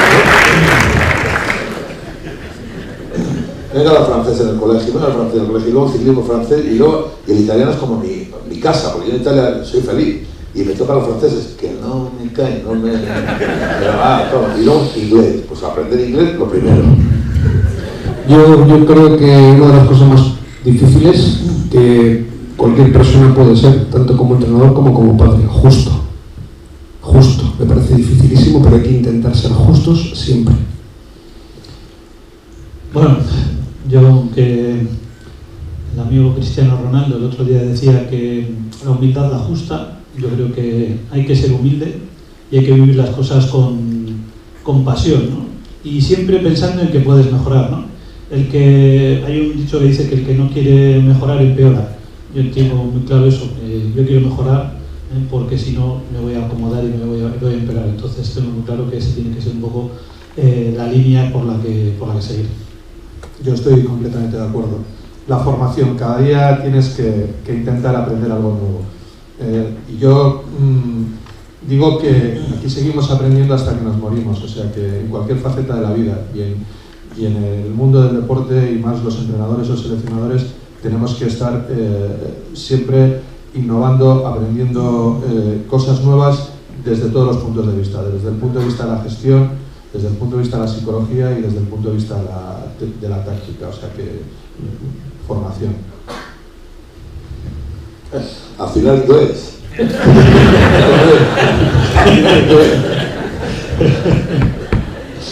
¿Alguna pregunta? ¿En inglés o en castellano? Os recuerdo a todos que os podéis hacer fotos con ellos a la salida del fotocall que tenemos ahí en el hall de la sala. Hola, buenas tardes. Agradecerles su presencia y las experiencias que habéis contado. Mi pregunta es para los cuatro y es referencia a qué criterios seguís para la elección de los capitanes en cada una de vuestras selecciones. Yo el jugador que más partidos internacionales llevo. Es mi norma y es lo que seguimos en todas las selecciones nacionales. Sí, en el caso de la selección femenina, mientras yo estaba, ha sido un poco también ese criterio. Las jugadoras que tenían más internacionalidades han sido las que han llevado un poco el peso, ¿no? También pensando que son las que más experiencia tienen, aunque a veces también piensas que igual hay jugadoras que con menos experiencia pueden llevar un poco más ese rol de capitanas, ¿no? Y alguna vez sí me ha hecho dudar, pero bueno, por seguir un poco la tradición hemos seguido manteniéndolo, pero sí que alguna vez me ha hecho dudar un poco el que sean las más expertas las que lleven esa capitanía. En el caso de la selección de baloncesto, creo que es una norma, una costumbre, mejor dicho, en la selección. No le doy ninguna importancia a ser capitán, pero sí le doy importancia a con quién hablo y según qué tema. O sea, había temas para Navarro, había temas para Pau, había temas para Carlos Jiménez, había temas para Jorge Arbajosa, y Jorge Arbajosa y Carlos Jiménez eran los más veteranos en ese momento, ¿no? Pero hay temas que tratan unos mejor que otros. Yo qué sé, por ejemplo, Juan Carlos y Pau, para hablar con el presidente de las primas, ya se espabilaban ellos bastante bien, ¿no? Pero bueno, para otras cosas, pues Carlos, y para otras cosas Jorge, también, pero no le doy mucha importancia al capitán. No, lo que el ciclismo tienes el campeonato del mundo, en caso de selección, tienes el recorrido que ya les has visto, y estás pendiente un poco de la Vuelta a España y de alguna carrera internacional, pero el bloque homogéneo te sale de la Vuelta a España con un líder, que puede ser en este caso Valverde, cuando estaba Purizo también, y quizás a lo mejor la gente que luego puede adaptarse a ese recorrido para trabajar para el líder, ¿no? Quizás siempre tienes que tener un Valverde y un segundo espada, tercera espada, porque la carrera puede ser esa caída, ese problema físico, médico, etcétera, entonces tienes que tener eso. Pero yo no valoro las competiciones, sí, valoro las competiciones del momento que es el Mundial. ¿Por qué? Pues porque hay correos que en enero, febrero, marzo, abril, mayo, junio, el Mundial es en septiembre, a finales, casi en octubre, la gente que no llegue fresca, 260 kilómetros, no está en condiciones de hacerlo, con lo cual él mismo te dice, no me lleves, que no estoy en condiciones. Es diferente. Bueno, ¿alguna pregunta más? Allá al fondo. Me encanta ver cómo viene gente de vuestro gremio, como Manolo Cadenas, por ejemplo, que está aprendiendo. ¿Dónde está? Hombre, Manolo, ¿qué tal estás? Nuestro único... Ya te coges jugando al fútbol. Nuestro único príncipe de Asturias en León, que es José Manuel García, que está ahí también, el atleta, o sea que atraéis a las masas a las más importantes. Gracias. A ver, por allí. Buenas tardes, muchas gracias por estar aquí. Un placer teneros porque sois 4 cracks impresionantes. Y la pregunta era sobre psicología. ¿Sois vosotros los psicólogos de vuestros equipos o os gusta tener un psicólogo cerca? Yo he tenido un corredor que en el ciclismo ha habido algunos corredores que han tenido psicólogos, pocos. Cubino tuvo un psicólogo, me hice muy amigo de él, que era Lamparero, que estuvo en el Real Madrid con Benito Floro, y genial, era majísimo, ¿no? Pero quizás a lo mejor nosotros, yo no estudio psicología, no soy psicólogo, pero como el lenguaje del ciclismo le hablamos perfectamente, o el lenguaje del baloncesto, el balonmano, el fútbol sala, el lenguaje te entienden ellos. O sea, eres una persona que tú tienes los mismos problemas y las mismas sensaciones que tienen ellos, y lo tienes muy fácil para hablar con ellos. Es un lenguaje que te va a entender lo que tú le digas a él. Entonces te conviertes en el psicólogo que le llegue el mensaje y que le active. Tú sabes cómo le tiene que llegar el mensaje a él. Yo cuando estaba en club sí que tenía psicólogo. En la selección no tengo, porque creo que no es tan necesario como en un club, porque la selección es todo muy corto y muy intenso, ¿no? Entonces la cercanía, la relación es muy cercana y muy intensa, y creo que el seleccionador es el que tiene que asumir esa responsabilidad desde el punto de vista de la gestión y la comunicación. Bueno, en nuestro caso no hemos tenido nunca psicólogo. Más que nada porque tampoco podemos tener tantos medios como para tener tantos auxiliares, ¿no? Tantas personas relacionadas con el cuerpo técnico. Creo que puede ser muy interesante, pero claro, es una persona que tiene que vivir un poco dentro del grupo. Entonces, muchas veces el que hay una persona externa y que venga a hacer cualquier cosa de psicología, pues tampoco creo demasiado que por hacer una sesión o 2 sesiones puntualmente de un psicólogo tenga verdaderamente trascendencia en el resultado. Sí que entiendo que un psicólogo tiene que estar conviviendo más con el grupo, incluso cuando ese deportista está fuera de la competición, que tenga comunicación directa con él para poder tener ese apoyo o esas posibilidades de mejorar su rendimiento. Pero si no tiene una integración dentro del grupo y verdaderamente tiene continuidad, no le entiendo que le vamos a sacar tanto rendimiento. No he trabajado nunca con psicólogo ni en equipo ni en selección, le doy muchísimo valor y mucha importancia, pero solamente, ya digo, nosotros creo que yo, los entrenadores, o al menos yo, no soy sustituto de nada ni de nadie, si no tengo la formación suficiente. Lo que sí creo es que es muy importante, en algún caso especial, determinado, sí hemos recurrido a un psicólogo para unos casos puntuales, sobre todo en el club, ¿no? En el club sí que ha ocurrido esa posibilidad, para casos puntuales nada más, pero le doy mucha importancia. Lo que pasa es que nosotros podemos actuar solamente no en base a ser psicólogos, no somos psicólogos. Cuando me dicen, es que los entrenadores tenéis que ser un poco psicólogos, no, los psicólogos son psicólogos. Nosotros somos entrenadores y podemos tener más o menos experiencia. A ver, nuestros chicos del Golden, que algún día seguro que estarán ahí suelos para que se ponen Sevilla. Buenas noches. Buenas noches. Yo os quería preguntar cómo gestionáis o cómo creéis que se deben gestionar las etapas formativas de los deportistas desde que empiezan. Si lo gestionáis vista cuando sean senior o si lo gestionáis vista a la temporada y la temporada siguiente, que en muchos deportes, yo hago piragüismo y en muchos deportes se hace. Yo, por ejemplo, veo que todos los cadetes que salen buenos, que hacen medalla en campeonato del mundo, esos se quedan ahí, en cadetes. No suele llegar ninguno al senior. En cambio, ya cuando no han sido buenos en cadetes y empiezan a ser buenos en juveniles, eso sí que terminan llegando en categoría senior a buenos resultados internacionales. Vosotros no sé cómo lo veis, si tenéis un equipo cadete, lo que queréis es resultados en ese mismo momento, o buscáis que esos cadetes no ganen en ese mismo momento y ganen pues cuando sea categoría absoluta. En ciclismo suele pasar un 80% lo que tú estás diciendo. Y quizá Valverde, por ejemplo, le llamaban el imbatible, iba a las carreras ya desde chaval y ganaba todas, ¿no? La excepción no confirma la regla, pero evidentemente suele pasar eso. Pero suele pasar eso no porque ese chico no sea bueno, porque ese chico solo sabe ganar, no sabe perder. Y cuando pierde, que sube de categoría y le dan en las orejas, pues es aquel estudiante que ha sacado un bachiller genial y llega a la universidad y le baja la nota, ¿no?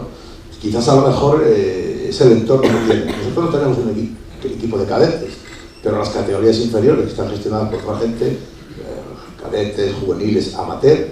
Hay amateur buenos que luego profesionales no pueden, porque el nivel no son 3 horas de carrera, son 6 horas. Entonces cambia mucho porque tienes que hacer, y no es cuestión de cómo te gestionan, es cuestión de cómo se gestiona él, fuera de casa, y qué vida lleva, y si quiere ser ciclista o tiene otras cosas en la cabeza, ¿no? Se pierde mucho en el entorno de la juventud, porque evidentemente uno joven también, ¿no? Y se centra en... Y luego hay algunos que no eran ese lumbreras, pero que a base de machacar el marcillo, el ciclismo no tiene una resistencia orgánica que la tienes que superar mentalmente. Y quizás a lo mejor si no tienes esa mentalidad para superar eso, tienes de cabeza, tronco y extremidades, en deporte de élite.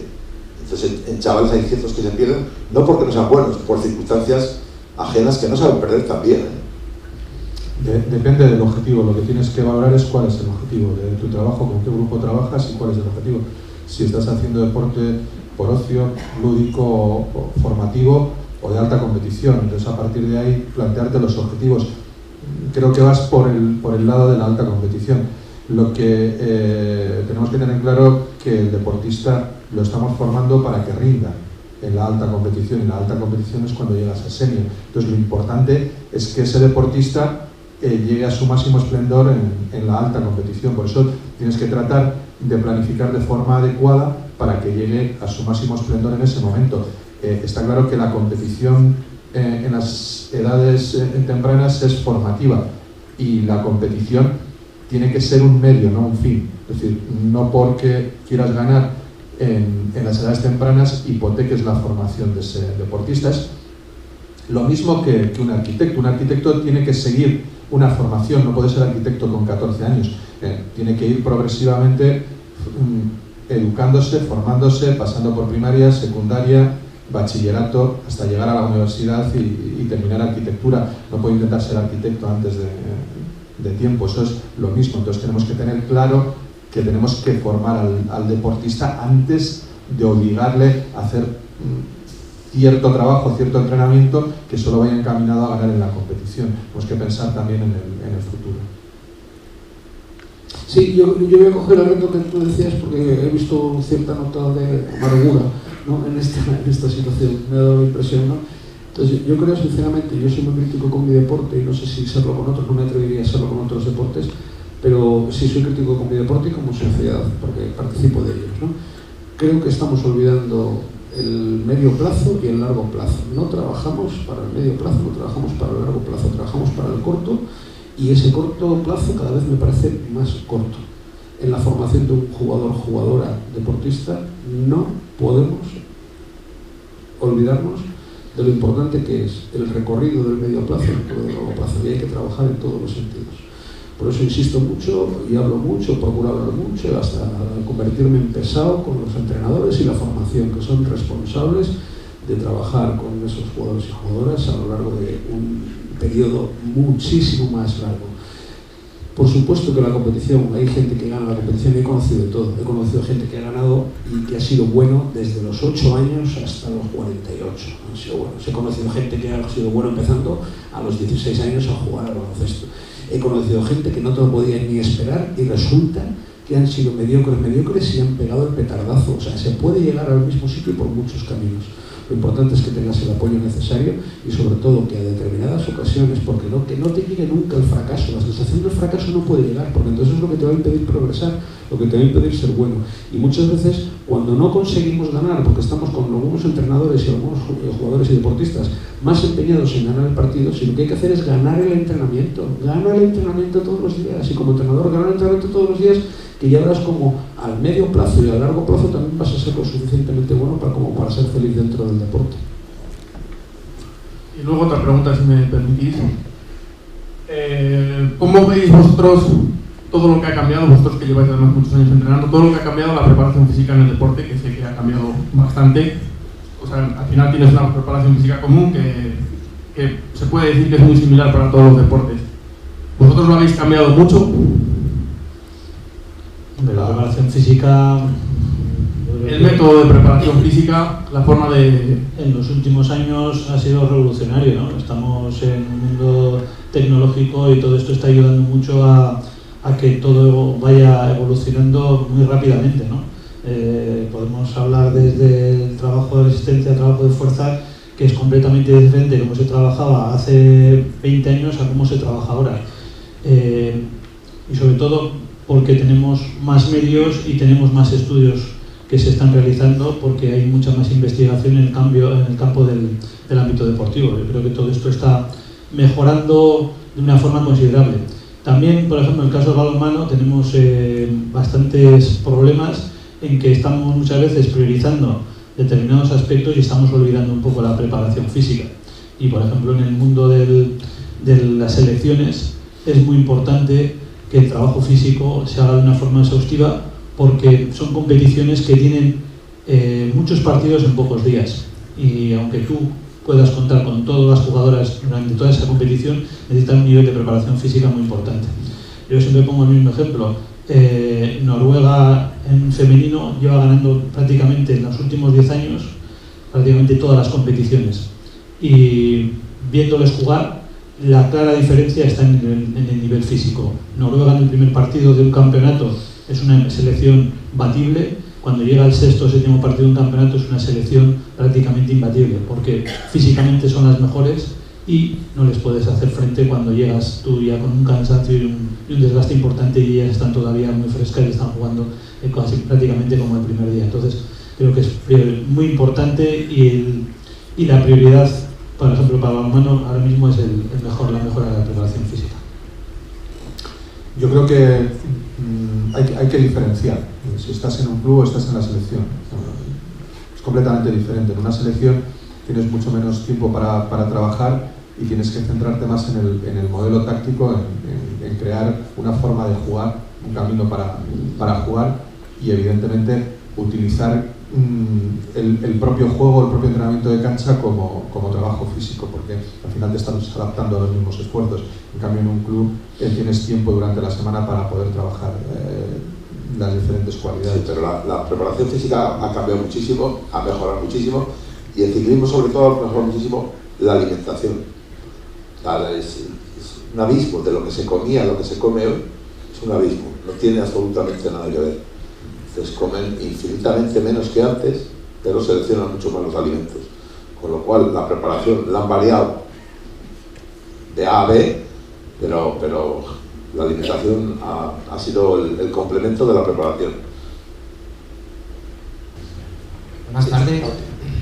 En primer lugar, gracias por estar aquí. Yo quería preguntaros, porque considero que como 4 grandes entrenadores que sois 4 grandes motivadores o maestros de la motivación. Yo quería saber si tenéis alguna anécdota personal en la cual sin la motivación no hubierais sido nada. O sea, algún caso imposible, me refiero.